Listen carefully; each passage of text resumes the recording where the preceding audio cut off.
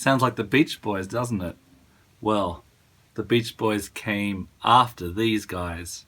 This is the Four Freshmen singing Old Cape Cod, a song from 1957.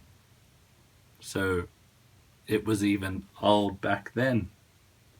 Growing up, I loved old-time radio. A tale well calculated to keep you in suspense. Remember, you're always right with Autolite. I also loved CBS Radio Mystery Theater with E.G. Marshall. That came later. And then later of all was Cape Cod Radio Mystery Theater, which had the elements of all the old-time radio thrillers that were there before it, but with the added background of sandy dunes and quiet fishing towns. I went to Cape Cod once. It's a monument. In fact, it's called Pilgrim's Monument. But back to Cape Cod Radio Mystery Theater. This was created back in 1982, a while ago now, by Stephen Thomas Oney. My favorite episode of all time, The Caller on Line 1. Up until this very moment, every time I wanted to listen to it, I'd have to listen to it illegally online, download it as an MP3. Digitization is ruining our world. Now I have the old cassette version in my hand, and I can't wait to listen to it. The Caller on Line 1 is a great episode. It's a foggy night on Old Cape Cod, a perfect night for a mystery. So what's The Caller on Line 1 about? The Caller on Line 1 is also from 1982, one of the first episodes. Dare we open it? Best unboxing video ever.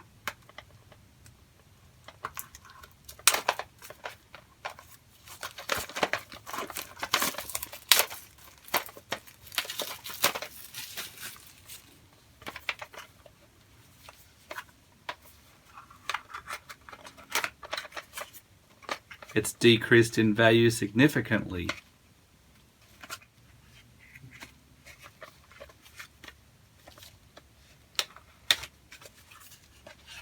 There it is.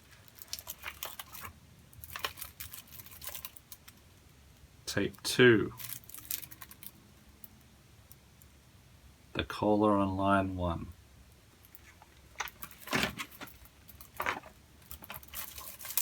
More wrapping. Well, this should sound just as good as the day it first aired in 1982. Maybe better.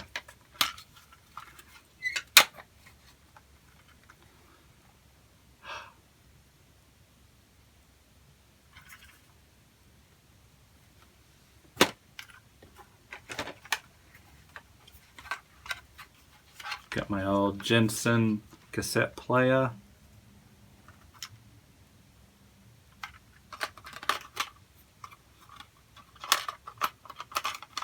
Please don't chew out the tape.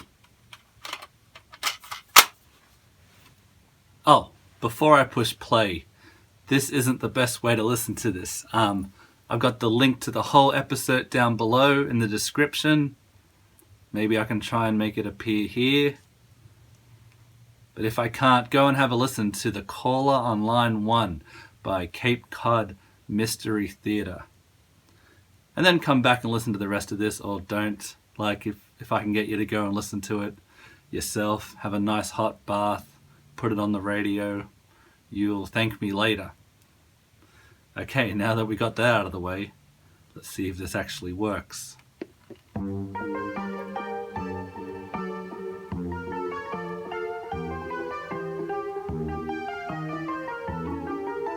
Love that detective music. It's a foggy night on Old Cape Cod, a A perfect night for a mystery. Tonight, Cape Cod Radio Mystery Theater presents an original mystery thriller entitled The Caller on Line 1. Tonight, we follow the fate of Miss Tanya Macklin. Miss Macklin's a Cape Cod radio personality and host of Talk Line, the weekly advice on the air program. Miss Macklin works for WPPX, a small station with a broadcast range that covers most of the Cape. She is going on the air to take calls from listeners who have personal problems. Soon, however, Miss Macklin will be facing a problem of her own. A problem so large it will threaten to transform her normally sane world into a nightmarish world of terror. So now, sit back, relax, and allow us to tune to a program that should be beginning just about now. Awesome. That was Floyd Pratt, the narrator. Awesome. I love that music. It's almost like Inspector Clouseau. Clouseau? Is that his name from Pink Panther? Inspector Clouseau. Doesn't sound right. Clouseau. Peter Sellers. So, WPPX is where we're going on the Cape.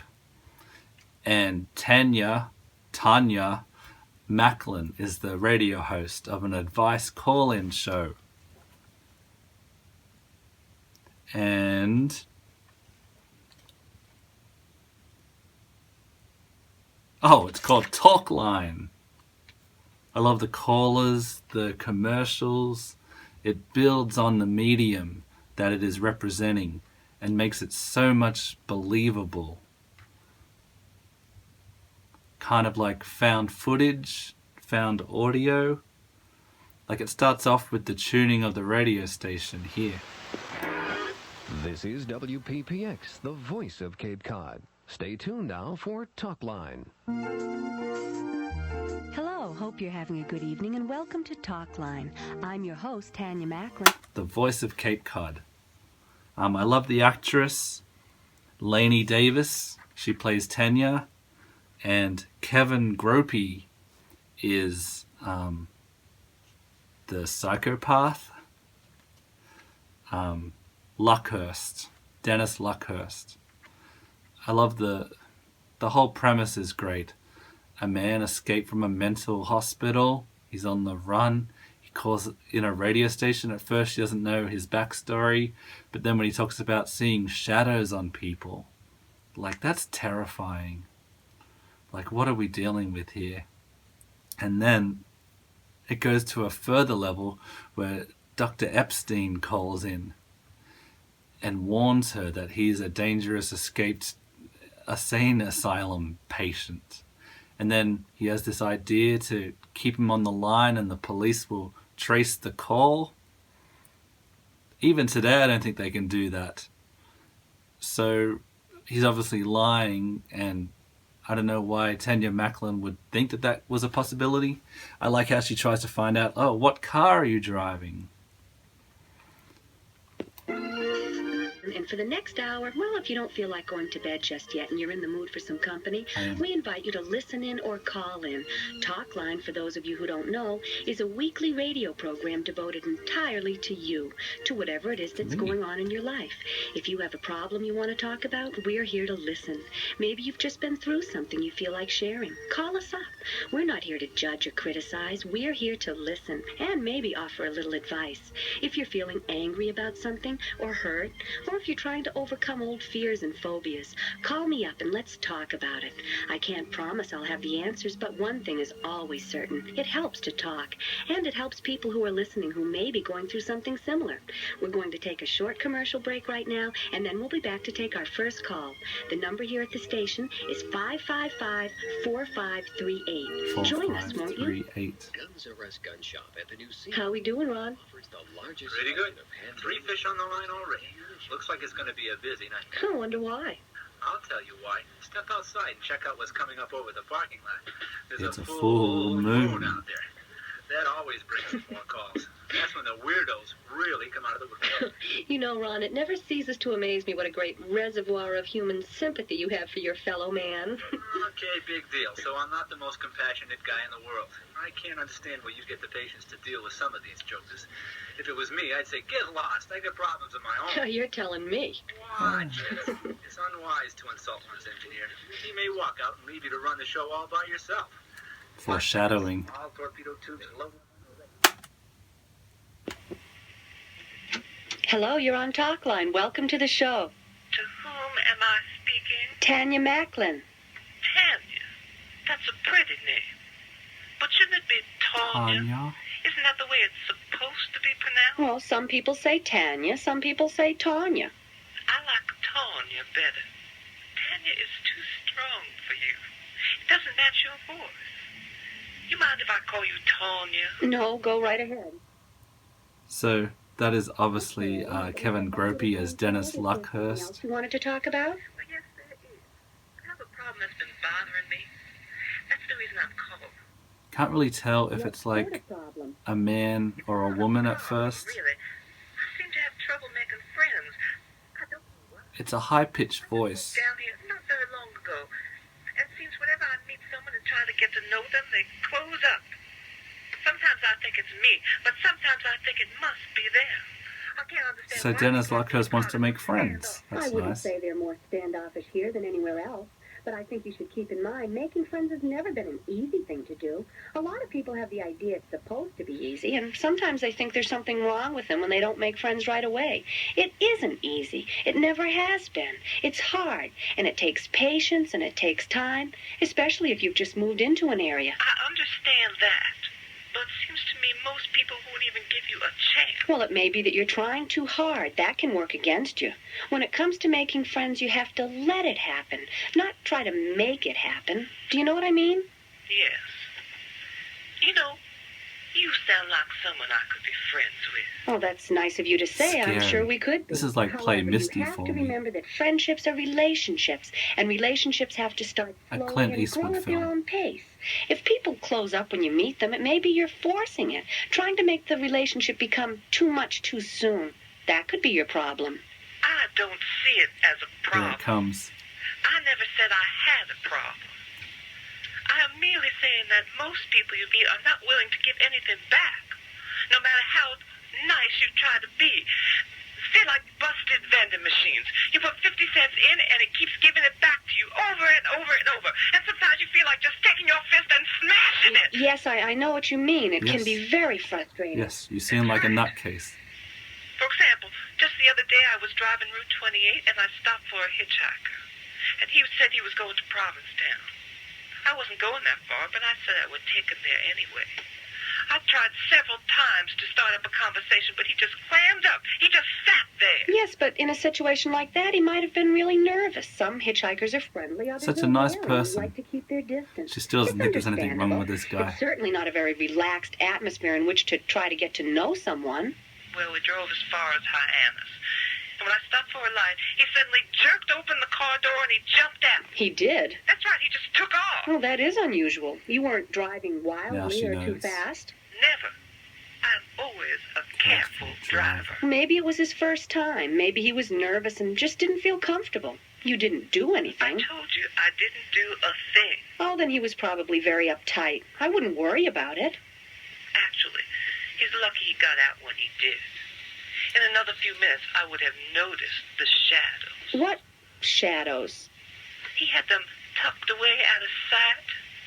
That's how he was able to trick me into stopping in the first place. They were hidden in Terrifying. his clothes, in the pockets, in the creases. When I stopped the car and he jumped out, I saw them escaping, flying out. And when I looked back and saw him in the rearview mirror, he was covered with them. Of course, if I had seen them to begin with, I would not have tried to pick him up. I would have just run him down. Well, look, I'm going to stop you here. Awesome. Let's go a little bit ahead.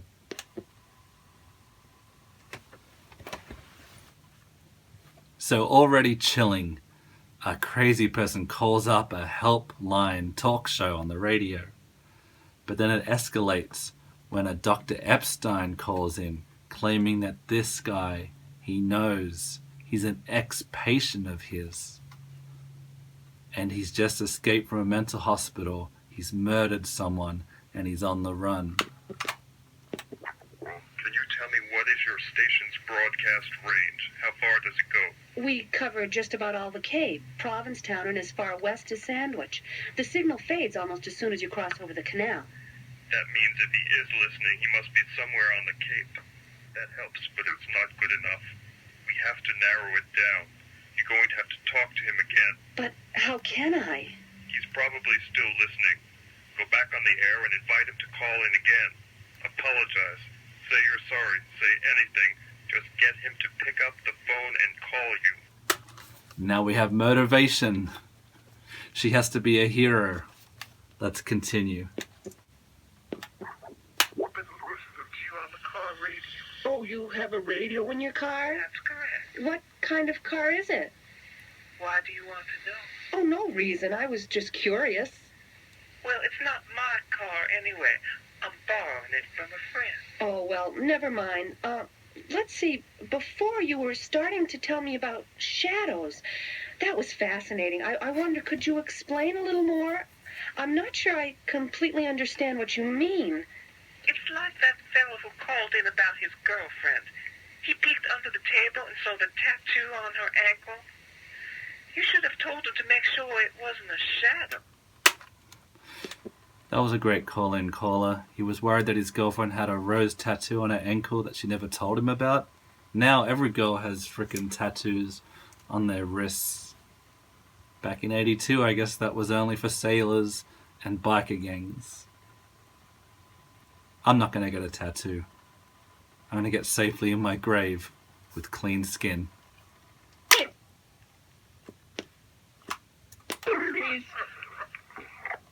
We're going to take a break now. This is Talkline. Tanya, what the hell's going on? Who are you talking to? His name is Dennis Luckhurst. He's an escapee from a mental ward. I was supposed to keep him on the line long enough for the police to trace the call. I don't think I did. He escaped from a mental ward? Yeah, now he's here on the Cape, but no one knows where. I think we know where he's heading.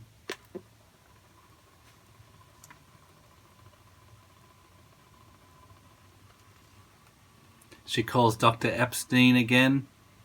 He's not there. His wife answers the phone. He was killed 10 days ago by Dennis Luckhurst.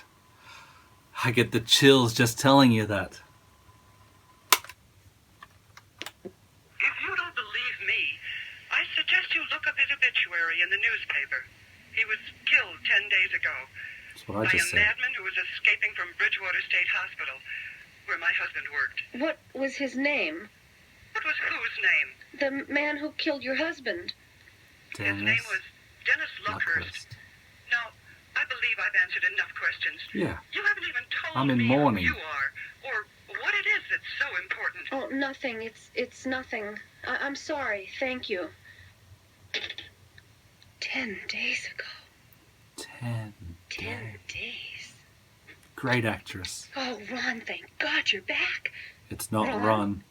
Ron, is that you? Nope.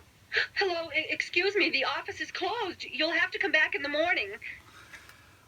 So now Dennis Luckhurst has showed up at the radio station, pretending to be the dead Dr. Epstein.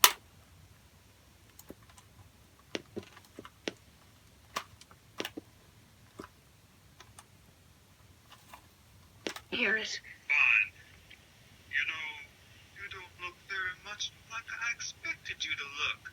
Of course, you're very attractive. Dr. Epstein, Yes. you didn't see anyone outside as you were coming in. No. When I drove up, the parking lot was completely empty. Oh, I see. Miss Macklin, I believe your commercial has ended. Yeah, oh, yes, thank you. Could you just wait in the lounge? We're back now. I'm Tanya Macklin, and you're listening to Talkline.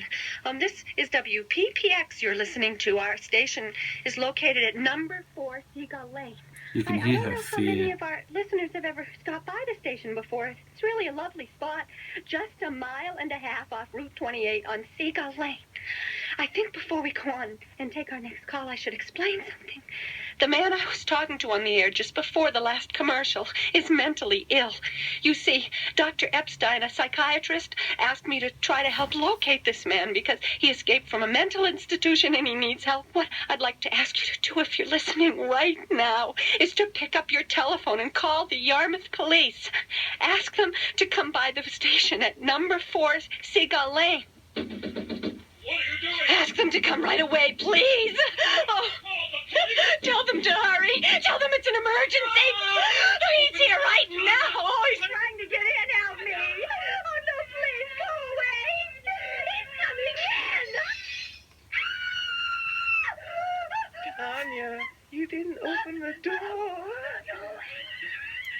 Trivia: during this climax, the actress and actor are actually laughing, but it sounds like fear to me. And listeners did call the Yarmouth police when this aired, saying they should really go to WPPX and help that poor lady.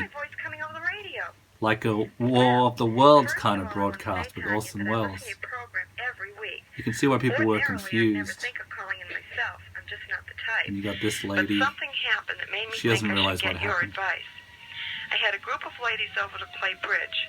You see, we always play bridge on the But we hear the coppers in the background. Anyway, it was my turn to host In 1992, at the Cape Cod Museum of Art, they did a stage version of this.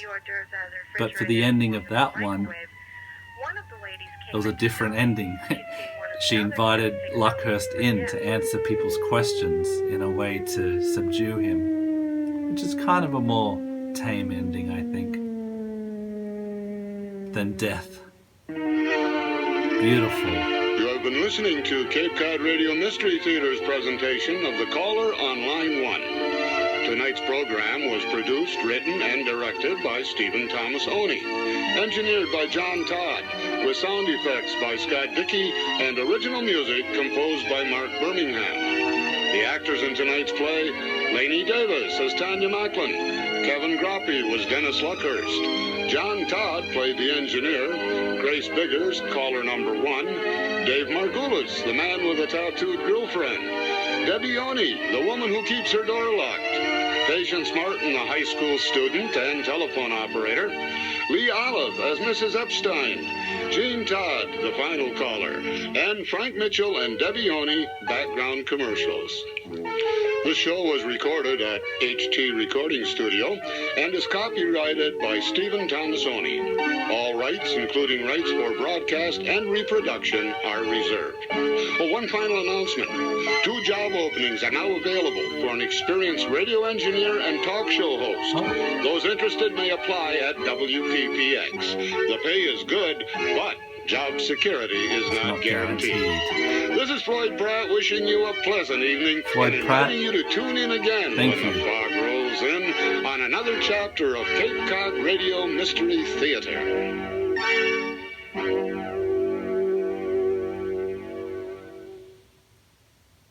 Wasn't that lovely? A blast from the past. Now if the internet ever gets destroyed, I'll have it. My analog cassette tape.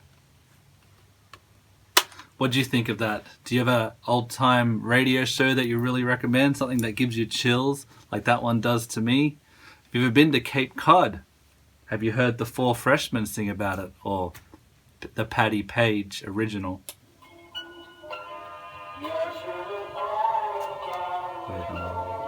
It reminds me of towns in Australia, actually.